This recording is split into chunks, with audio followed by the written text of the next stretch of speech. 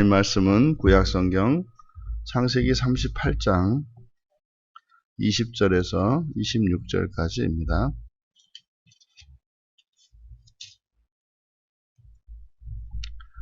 우리 같이 한 목소리로 함께 읽겠습니다. 유다가 그 친구 아둘람 사람의 손에 부탁하여 염소 새끼를 보내고 그 여인의 손에서 담보물을 찾으려 하였으나 그가 그 여인을 찾지 못한지라. 그가 그곳 사람에게 물어 이르되 길 곁 에나임에 있던 창녀가 어디 있느냐. 그들이 이르되 여기는 창녀가 없는지라. 그가 유다에게로 돌아와 이르되 내가 그를 찾지 못하였고 그곳 사람도 이르기를 거기에는 창녀가 없다 하더이다 하더라. 유다가 이르되 그로 그것을 가지게 두라. 우리가 부끄러움을 당할까 하노라. 내가 이 염소 새끼를 보냈으나 그대가 그를 찾지 못하였느니라. 석 달쯤 후에 어떤 사람이 유다에게 일러 말하되 네 며느리 다말이 행음하였고 그 행음함으로 말미암아 임신하였느니라. 유다가 이르되 그를 끌어내어 불사르라. 여인이 끌려나갈 때에 사람을 보내어 시아버지에게 이르되 이 물건 임자로 말미암아 임신하였나이다. 청하건대 보소서 이 도장과 그 끈과 지팡이가 누구의 것이니까 한지라. 유다가 그것들을 알아보고 이르되 그는 나보다 옳도다. 내가 그를 내 아들 셀라에게 주지 아니하였음이로다 하고 다시는 그를 가까이 하지 아니하였더라. 아멘. 인간의 죄와 하나님의 구원이라는 제목으로 말씀의 은혜를 나누고자 합니다. 이제 유다와 다말 사이에 있었던 그 사건의 실체가 이제 명명백백하게 드러나고 이제 그 사건이 수습되는 과정을 기록하고 있습니다. 유다가 그 약속을 지키기 위해서 그 아둘람 사람 히라에게 부탁을 해서 새끼 염소를 보내고 자신이 맡겼던 담보물을 찾아다 줄 것을 부탁을 합니다. 이거는 이제 이 사건을 은밀하게 해결하려고 하는 시도인 거죠. 뭐 이런 다른 것 같았으면 뭐 종을 보내든지 뭐 하면 되지 않겠습니까? 하지만 이제 친구에게 이것을 부탁을 했습니다. 그래서 유다의 친구 히라는 유다의 부탁을 듣고 이제 새끼 염소를 받아가지고 그 여인에게 가져다 주고 그것을 이제 뭐 담보물을 찾아오면 되겠으려니 하고 에나임으로 갔습니다만 거기에는 이런 창녀가 없다는 사실을 확인하게 되었습니다. 그런데 여기에서 21절과 22절에 창녀라는 말이 나오는데 이것은 앞에서 이야기했던 창녀와는 다릅니다. 그래서 똑같이 여기서는 이렇게 창녀라고 번역을 해놨습니다만 여기서 말하는 그러니까 이 히라, 유다의 친구 히라는 그러니까 유다의 말을 들었을 때 이 매춘부가 그러니까 매춘부는 두 종류가 있단 말이에요. 정말로 몸을 파는 매춘부가 있고 또 이제 이방의 신전에서 제사의 한 양식으로 이제 자기 몸을 주는 여사제들이죠. 그들을 또 이렇게 있습니다. 여기에 지금 히라가 이야기하고 있는 이 사람들은 이렇게 드려진 자, 그래서 케데샤, 그래서 이거는 이제 제사 의식에서 이방 종교의 제사 의식에 있는 그런 여인들을 이야기합니다. 그러니까 인식이 다른 거죠. 유다가 가지고 있는 인식과 히라가 가지고 있는 인식이 달랐다는 것을 나타냅니다. 그런데 이 에나임에는 그는 케데샤가 없다. 그런 여자가 없다. 그래서 그 사실을 유다에게 되돌아와서 이야기했죠. 뭐 새끼 염소를 되돌려주고 그런 여인 없다더라. 유다는 그 여인을 더 이상 찾지 않고 자신은 이제 그 약속을 이행하려고 새끼 염소를 보냈고 다만 찾지 못했기 때문에 자신은 그 약속을 이행한 것으로 이제 스스로 생각을 하고 그리고 히라에게는 이 사건에 대해서 침묵할 것을 요구합니다. 그것을 23절에서 우리가 부끄러움을 당할까 하노라. 그러니까 내가 담보물을 찾지 못하더라도 더 이상 이거에 대해서는 이야기하지 않도록. 왜요? 그것이 부끄러운 사건이기 때문에. 유다가 이 부끄러움을 느꼈다라고 하는 것은 이제 후회하고 있는 증거죠. 후회하고 있는 겁니다. 그리고 다만 이제 그 여인을 찾을 수가 없었기 때문에 이제 그것으로 어쨌든 히라와 유다만 알고 있으면 이 사건은 이제 뭐 사람들에게 알려지지 않을 거니까 그렇게 이제 덮어버린 겁니다. 뭐 유다는 그것을 기억하고 계속 생각하고 있었는지 어쨌는지 뭐 알 수 없습니다만은 석 달쯤 후에 어떤 사람이 유다에게 며느리 다말이 임신했다는 소식을 전해옵니다. 그러면 이 다말은 이제 수절을 하고 지내고 있는 여인인데 임신을 했습니다. 그러니까 이것은 불륜의 범죄를 저지른 거죠. 뭐 이거는 뭐 임신을 했으니 뭐 다른 변명의 여지가 없지 않겠습니까? 그래서 유다는 며느리 다말을 끌어내서 불사르라고 이제 명했습니다. 그러니까 지금 아직 율법이 있기 전입니다만 이때 고대의 관습이 이러했던 것임을 우리가 알 수 있어요.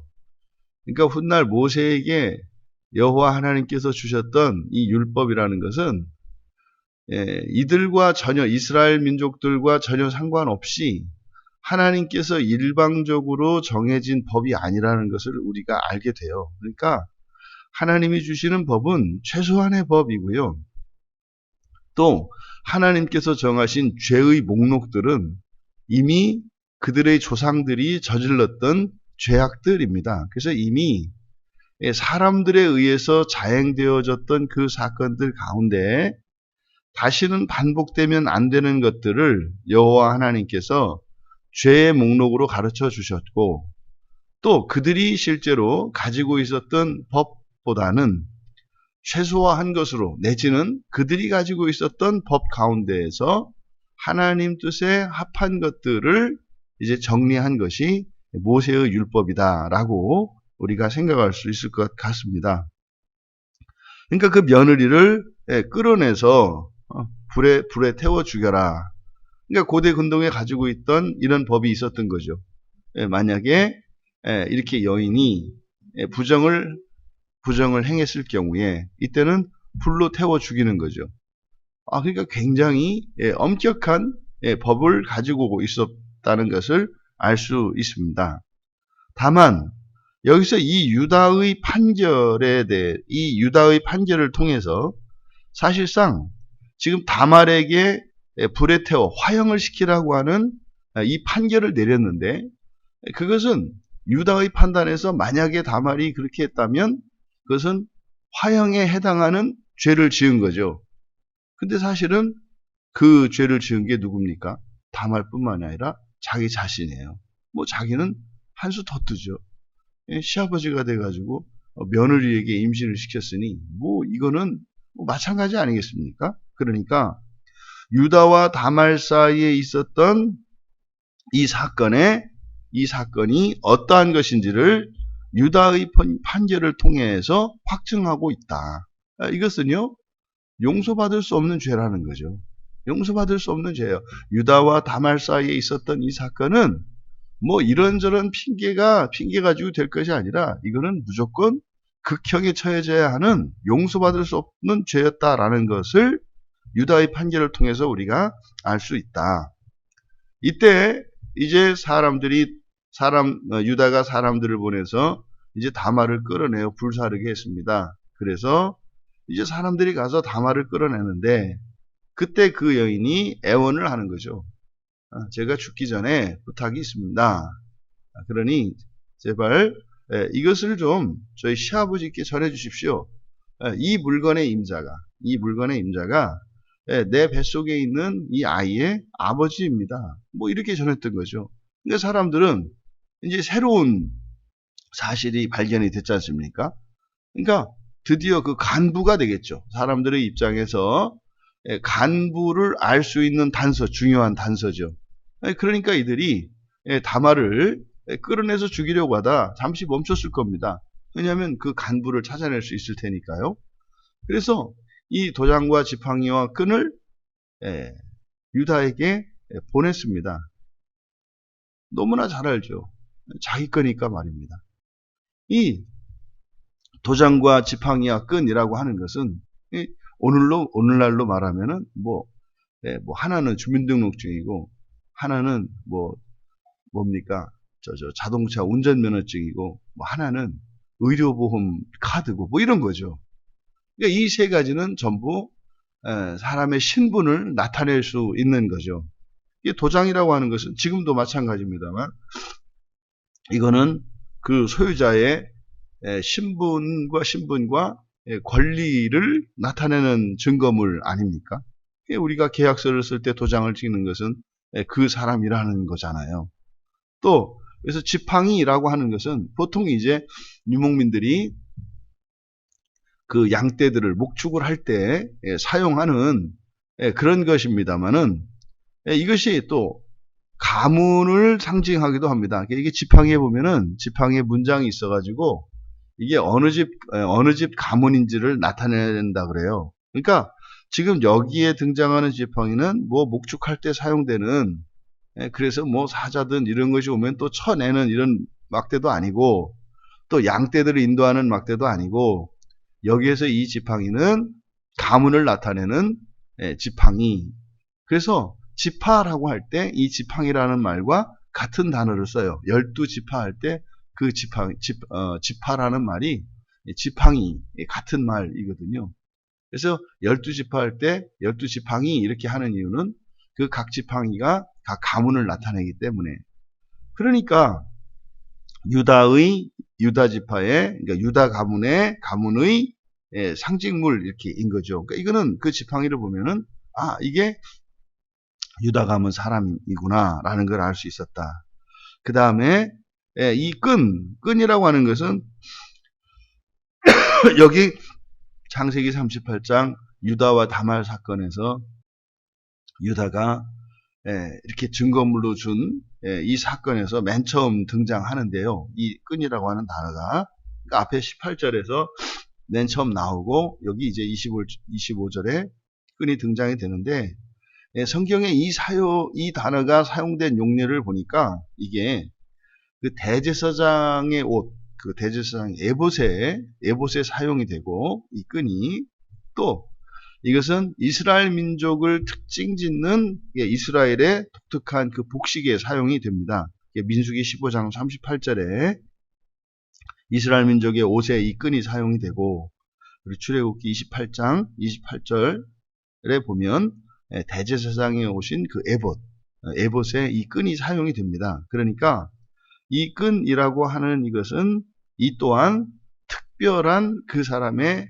신분과 민족적 정체성을 나타내는 거다. 그러니까 도장은 개인의 신분, 지팡이는 가문의 상징, 그리고 끈은 민족의 상징인 거예요. 그러니까 도장과 지팡이와 끈이라고 하는 것은 어느 민족, 어느 가문, 누구라고 하는 것을 의미한다. 그러니까 이거는 유다가 뭐 자기 것이니까 변명할 수 없고 사실은 그것을 보면 알만한 사람은 다 아는 거다.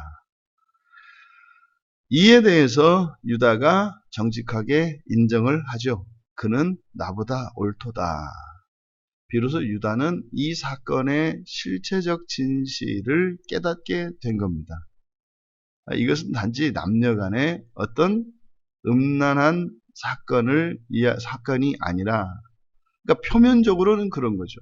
표면적으로는 과부가 임신을 한 사건인데 또 실체적으로 들어가 보니 그 다말에게 임신을 시킨 것은 시아버지였던 거죠. 이게 실체적 진실이지 않습니까?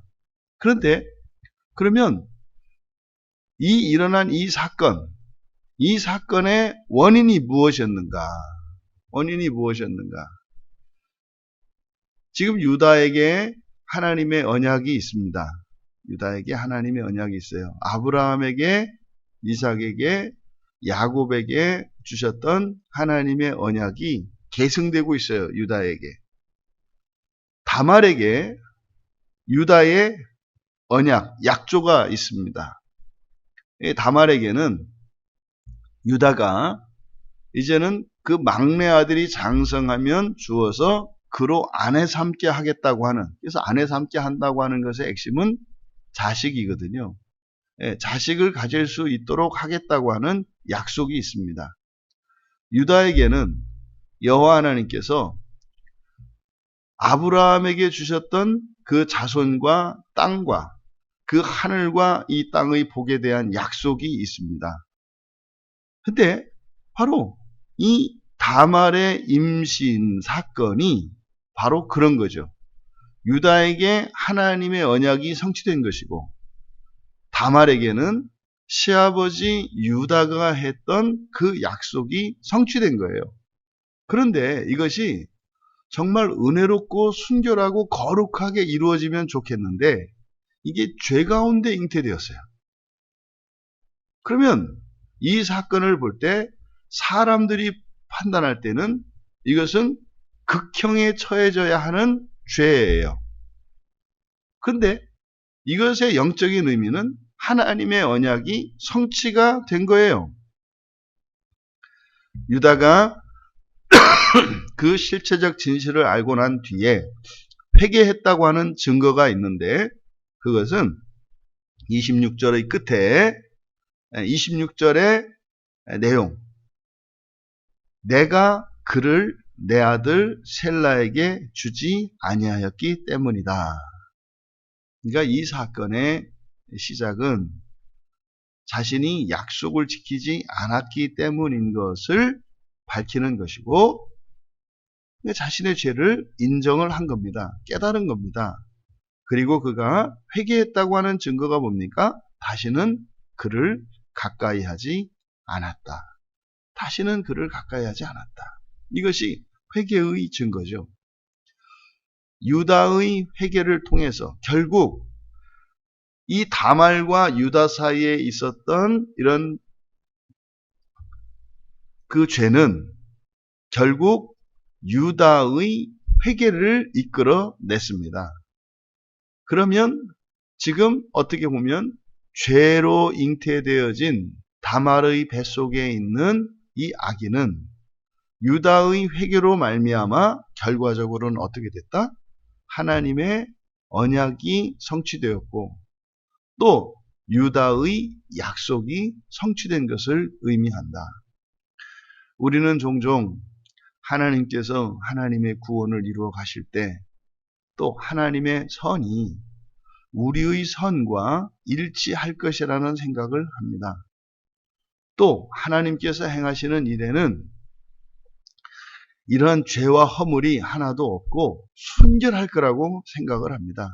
근데 문제는 구원하시는 하나님은 죄가 없으시고 흠이 없으시고 거룩하신 분이시지만 구원하시는 대상인 사람은 그냥 죄 덩어리입니다.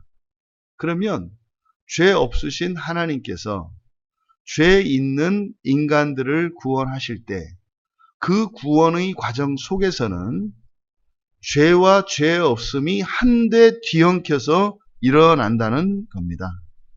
그러니까 하나님이 구원하시는 과정 속에서도 인간의 죄는 역사하게 되어 있어요.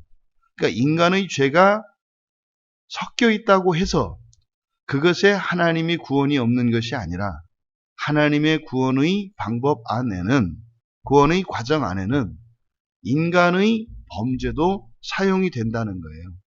이게요, 우리의 죄와 허물을 하나님께서는 다 토해내게 하십니다. 그리고 그것을 회개시키셔서 하나님이 구원하십니다. 우리가 자기 자신에 대하여 들이대는 잣대와 타인에 대하여 들이대는 잣대가 너무나 다르다는 것을 우리가 압니다. 자기 자신의 죄에 대해서는 그냥 바다보다도 넓고 하늘보다도 높은 마음으로 관용을 베풀고, 그럴 수 있지, 또 그럴 수밖에 없지, 이렇게 한없는 관용을 베풀고, 그겁니까? 아니지, 넌 그래도 많이 참았고 그것도 잘한 거다, 이렇게 가죠. 타인들에 대해서는요, 눈꽃만한 죄와 허물도 태산만큼 그것을 크게 부풀리죠. 여러분, 성경은 우리에게 이야기해요. 당신이 타인에 대하여 들이대는 잣대는 하나님께 나에게 적용시키기 원하는 법이라고 말입니다.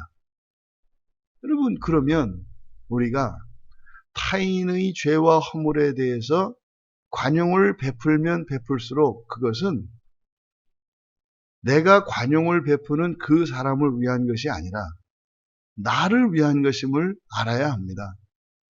지금 유다와 다말 사건을 우리가 이렇게 은혜롭게 하나님이 구원하신, 그리고 나와 상관이 없는 타인에 대한 사건이라고 우리가 생각을 하니까 그냥저냥 그럴 수 있지, 은혜롭지, 이렇게 하겠습니다만, 여러분에게 이런 사건이 일어났다고 생각을 해보란 말이죠.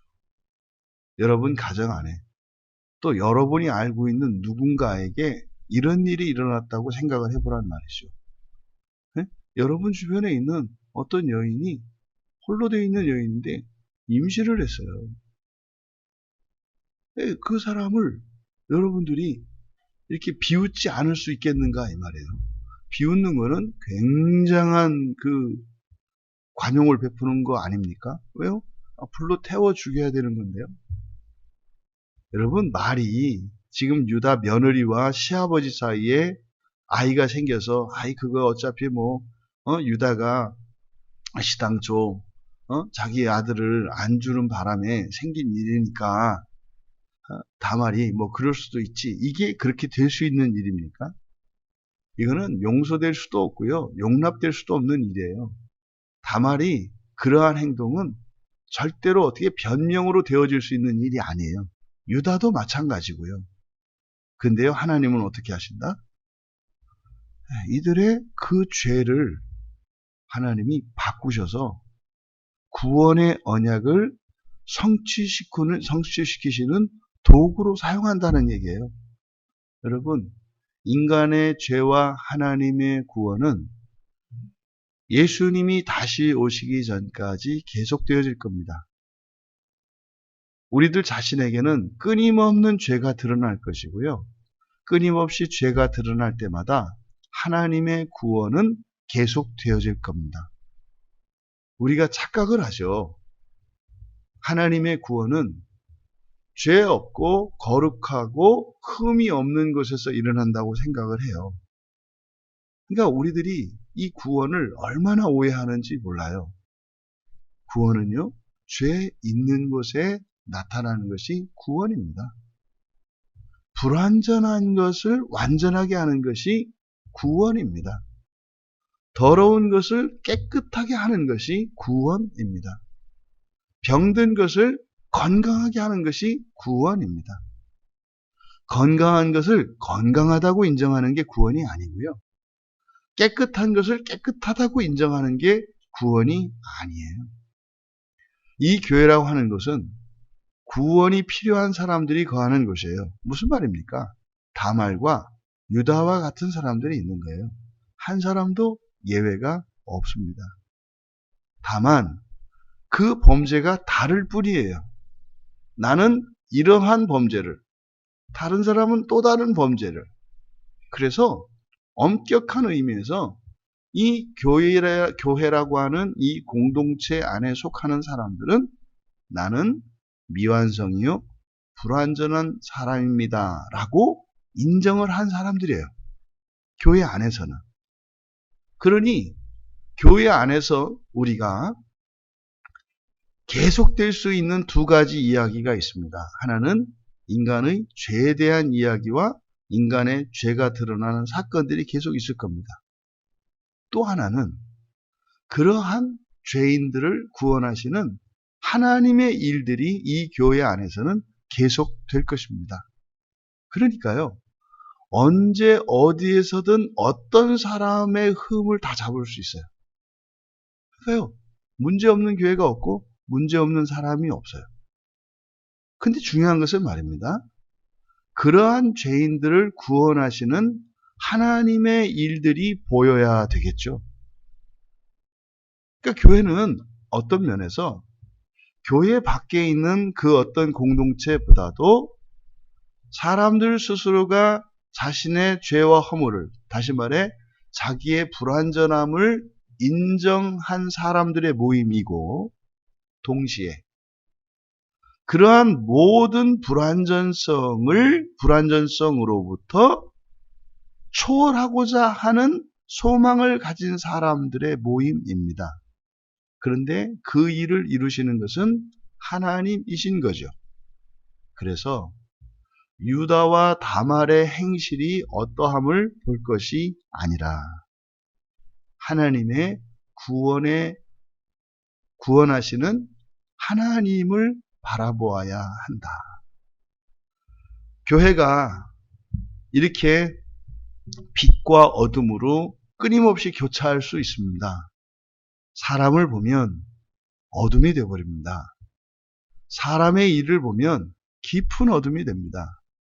그런데 구원하시는 하나님을 볼 때 어둠은 순식간에 사라지고 빛으로 충만하게 되는 것이 교회입니다. 구원하시는 하나님께 소망을 두었을 때 절망이 소망으로 바뀌는, 어둠이 빛으로 바뀌는 그런 놀라운 신비의 구원의 일이 일어나는 것입니다. 지금 유다와 다말 사이에 있었던 천인공노할 이러한 범죄도 하나님께서 구원의 도구로 사용하신다. 그런데 그 구원의 과정에 이들이 참여한 것은 무엇입니까? 유다의 회개였습니다. 유다의 회개로 말미암아 다말도 임신하여 자신의 권리를 찾을 수 있었고, 그것은 마치 유다가 다말을 용서한 것, 불에 태워 죽이라고 했다가 오히려 그 죄가 자신에게 있음을 인정하고 다말의 죄를 용서하여 준 그것은 고스란히 하나님께서 유다의 죄를 용서하시고 그들의 조상인 아브라함에게 약속하셨던 하늘의 별과 바다의 모래보다도 많게 하는, 또 그 자손을 통해서 온 인류를 구원하시겠다고 하시는 그 언약을 유다를 통해 성취하시는 것이죠. 유다와 다말의 관계가 하나님과 유다의 관계와 같다. 하나님이 유다를 용서하시고 언약을 이루어 주시는 그것은 유다가 다말의 죄를 용서하고 유다가 다말의 권리를 회복시켜 주시는 것과 같다. 하나님이 나를 구원하실까? 하나님이 나를 어떻게 대하실까? 당신이 타인을 대하는 방식으로 하나님은 대하실 것입니다. 그래서 우리가 타인을 대하는 방식은 인간관계 속에서 그 사람과 나의 인간관계 속에서 이해되어질 것이 아니라 하나님과 나의 관계 속에서 이해되어져야 하는 겁니다. 우리가 타인을 사랑하고 이해하는 이유가 뭡니까? 예수 그리스도이시고 하나님입니다 라고 얘기하는 것은 그것이 하나님께서 나에게 대해 주시기를 바라는 것이고 믿는 것이기 때문에 그렇습니다. 어떤 사람을 내가 사랑하고 그 사람을 선대하는 것은 내가 그럴 만한 사람이고 또 그 사람이 그럴 만한 사람이기 때문이 아니라 내가 하나님 앞에 그렇게 불쌍히 여김을 당하고 하나님의 호의를 받기 원한다고 하는 우리의 믿음의 표현이라는 겁니다. 여러분, 행동과 마음이 일치해야 하죠. 우리의 본성적인 선행이어야 하죠. 하지만 그렇게 되는 것은 구원이 완성되는 것, 우리의 본성의 변화가 완성되는 것이고, 그 이전의 단계는 하나님께서 나에게 대해주기를 원하는 법으로 우리가 사람을 대하며 살아가야 한다. 유다가 다말의 이 잘못을 눈감아주고 오히려 그를 옳다 하고 자신이 잘못되었다 인정할 때 유다가 가지고 있었던 죄와 허물을 하나님께서 용서하셨고 유다에게 계속되어져 오는 하나님의 구원의 언약이 성취되었다는 사실을 기억하시기 바랍니다. 우리의 삶은 하나님으로서 살아가는 삶입니다. 사람으로 인격을 가지고 있는 우리가 하나님으로 살아가는 것임을 기억하시기 바랍니다. 예수를 믿지 않은 사람들은 이런 성인군자랄지 얼마든지 교인들보다 더 인격적인 사람들이 있을 수 있습니다. 그런데 그것은 그들의 한계 안에서입니다. 하지만 그리스도인들은 자신은 누구를 사랑할 수 없는 사람임에도 사랑하는 사람, 사랑할 수 있는 사람보다 더 사랑할 수 있습니다. 왜요? 우리의 모든 선행은 믿음에 기초하는 것이기 때문에 그렇습니다. 그 믿음은 무엇입니까? 내가 사람들에게 대하는 대로 하나님이 나를 대하실 것이라는 믿음입니다. 유다와 다말 사이에 있던 일을 통해서 하나님의 법과 하나님의 구원의 도리를 깨달으시고 우리의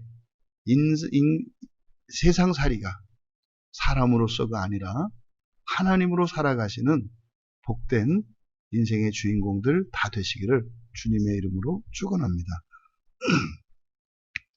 존귀하신 하나님, 유다와 다말의 사건을 통해서 하나님과 유다의 그 유비를 발견하게 됩니다.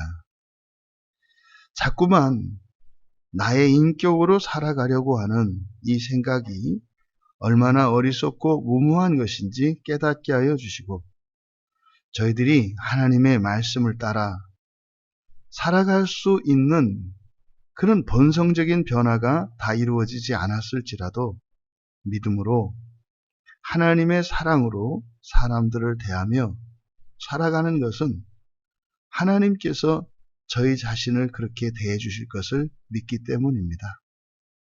오늘 하루뿐만 아니라 저희들의 인생의 모든 선함과 사랑과 긍휼히 여기는 이 모든 것들이 믿음이 원인이 되게 하시고 믿음이 목적이 되게 하옵소서. 감사하며 예수님의 이름으로 기도하옵나이다.